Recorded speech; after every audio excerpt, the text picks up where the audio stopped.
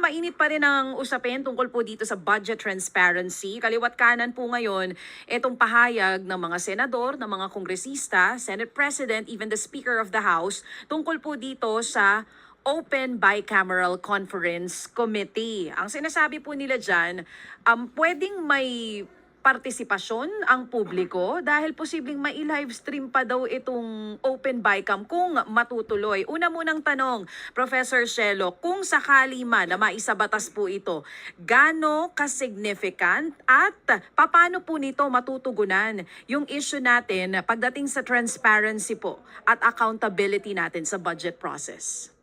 Oo, kasi alam nyo yung kasalukuyan, yung mga bicameral conference committee meeting, ito po yung final stage na, no, nagpa-finalize na tayo ng batas. At ang goal sana niyan ay ayusin lamang ang pinagkaiba ng version ng House of Representatives at Senado.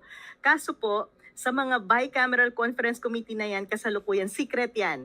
Hindi nakaka-attend ng publiko, hindi nakaka-attend ng media, tapos bigla na lang may final na version na nung bill para sa approval ng House of Representatives at Senado. Ngayon, kung ito po ay maila-livestream, makikita natin kung ano ba ang diskusyon at pinag-uusapan talaga nila kung paano nila pina-finalize ang kahit na anong batas.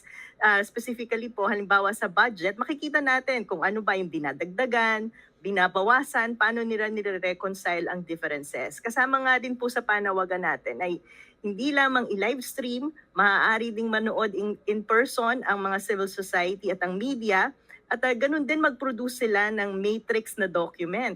So ibig sabihin ng matrix na document na to, isa-summarize mo yung pinagkaiba lang, at dito lang sa matrix na to, dapat nagdi-decide ang House of Representatives at ang mga Senado na miyembro ng Bicameral Conference Committee. So sa pamamagitan yan, matatrack po natin ang mga changes na nangyayari sa mga batas na isinusulong.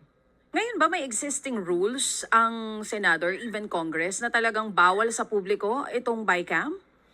Wala pong nasusulat, no, nung tiningnan natin yung sa 19th Congress tungkol sa Bicameral Conference Committee, wala pong nasusulat. Kaya minsan talagang mahirap i-track yan. Ako po, alam nyo, yung mga iba-ibang batas, lalong-lalo na sa mining, minomonitor ko yan. At ilang beses ko nang nakita na pagdaan sa Bicameral Conference Committee, maraming nagbabago. Pero hindi mo alam kung sino ba yung congressman o senador na nagsulong ng pagbabagong to. So ang hirap mag-demand ng accountability. Oo, tsaka hindi na rin natin ma-figure out kung kailan nagsimula na sinasarili na nila yung Bicam. Tama, no, Professor? Oo, Yes. kung sakali man, syempre we're all hoping na ito po'y mangyari. Even ikaw, bago pa man mag-ingay, eto members ng Congress, advocate ka ng hashtag Open Bicam. Kung sakali po na maisabatas ito, ano ang unang dapat gawin sa Kongreso para talagang mapayagan ang publiko na makapanood ng live at even magkaroon ng live streaming?